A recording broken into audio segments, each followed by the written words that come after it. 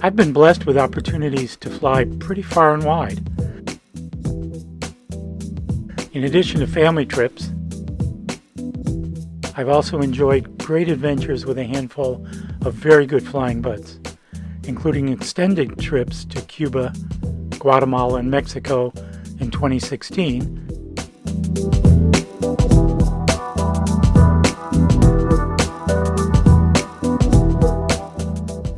and Colombia, Nicaragua, and Mexico in 2018. These trips proceeded largely as planned, with some minor adjustments for weather.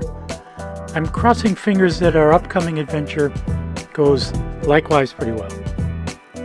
It's awesome again to be joined by Bill and Joe, and we've targeted mid-January 2020 for this next tour.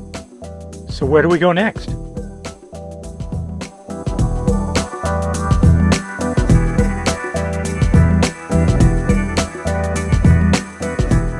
How about the Caribbean?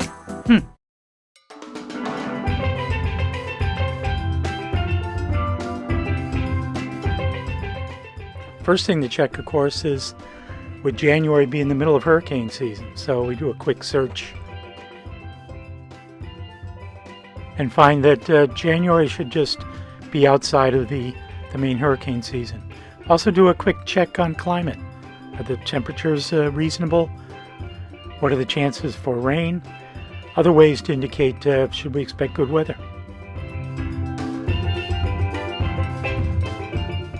How about a rough guesstimate of flight time? Pull up ForeFlight, use the ruler, looks like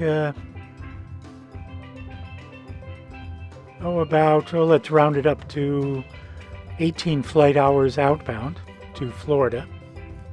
And what do we have on the Caribbean side?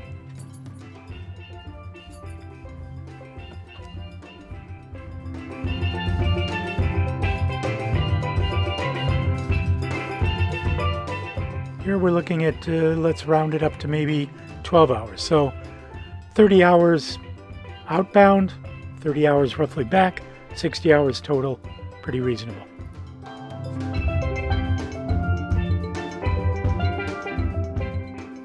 But how about looping around the Gulf of Mexico?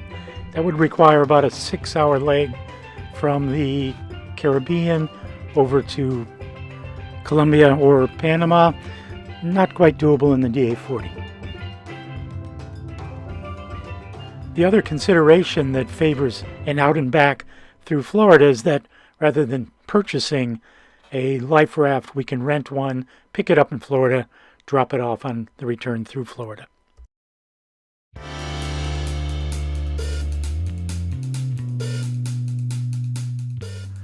So it looked like we could do this in roughly 2 weeks. With a little more planning, we decided on 3 days for the flight west coast to Fort Pierce, Florida. This gives us a little buffer if we need to adjust and fly a little longer days to avoid weather. Then 9 nights in the region, 1 outbound, 7 in the Lesser Antilles itself, and then 1 more night on the return to Florida. And then again 3 days back across the U.S. to the west coast, totaling 15 nights, 16 days.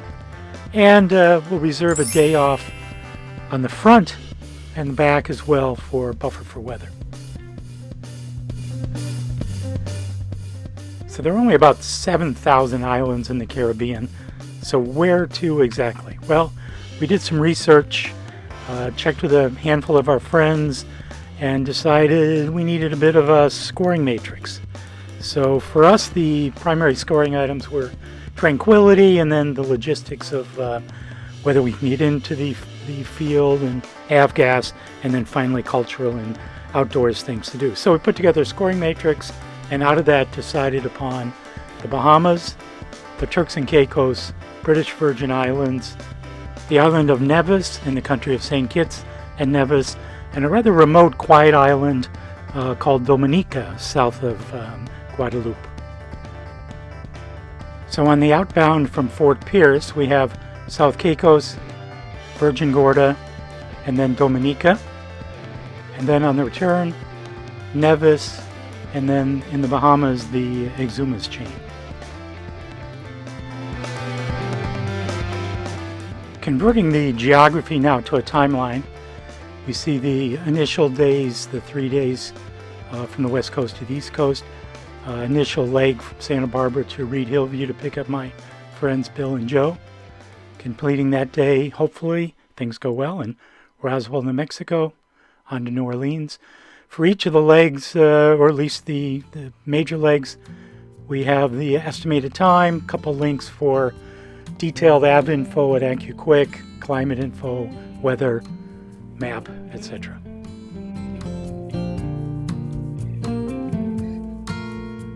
We pick up our life raft in Fort Pierce and head off for the overwater portions, spending 1 night in South Caicos, 2 nights in the British Virgin Islands, Virgin Gorda, and then 3 nights in Dominica. Turning around back toward Florida, we have 2 nights in Nevis, a night in the Exumas in the Bahamas, and back to Fort Pierce to drop off the life raft.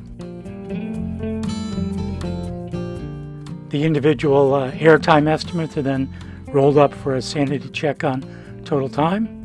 That'll be used for computing fuel, as well as a rough estimate of oil required on board. There's then a budget tab in the spreadsheet that makes some initial estimates on fuel and oil costs, the cost of the life raft rental, various fees for the FBO permits, parking at the various locations, ground transportation, and lodging. We then got to work on an action list. Bill took responsibility for the myriad customs and immigration issues, whether we should use a handler or roll our own, and we decided to roll our own.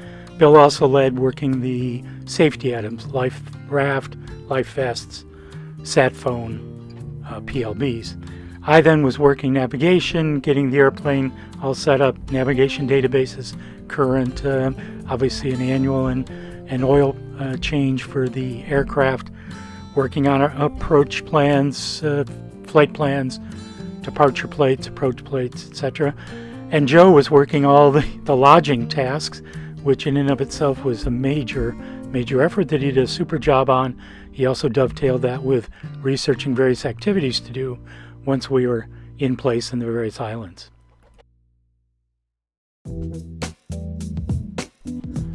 If you've flown internationally, you realize that it's not like flying domestically point A to point B. There's quite a bit of paperwork that needs to be prepared and brought along.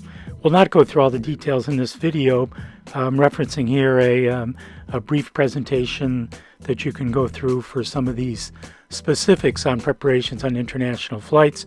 There's a checklist, and then most importantly, a pretty clear listing of what's required in the binder.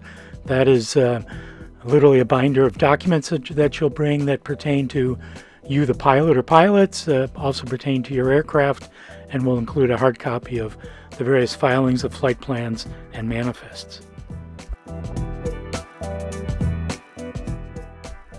And the preparation continues, starting to hone in using ForeFlight to study specific flight plans for the various legs of the journey. In the West Coast, of course, we concern ourselves with terrain and airspace. On the East Coast, it's more of an airspace consideration.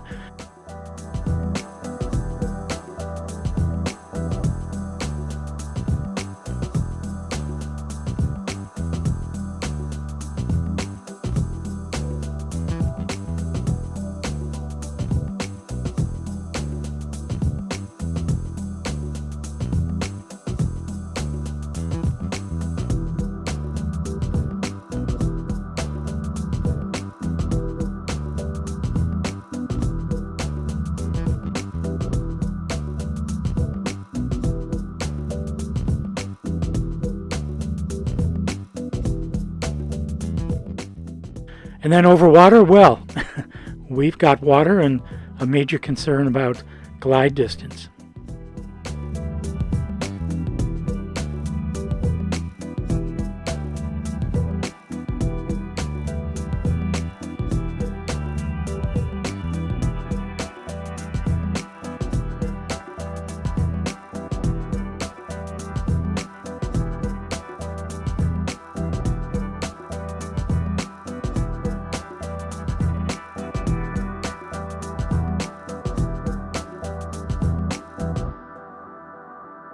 And we've just started to look at the weather patterns as they're setting themselves up and watching how the fronts are moving across the U.S.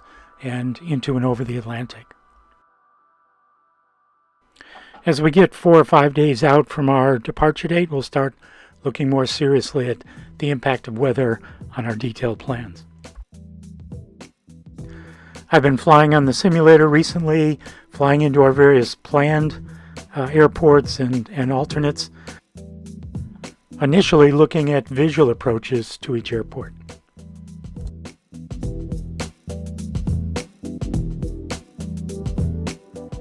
And then dialing in some weather and flying the instrument approaches and departures for each field.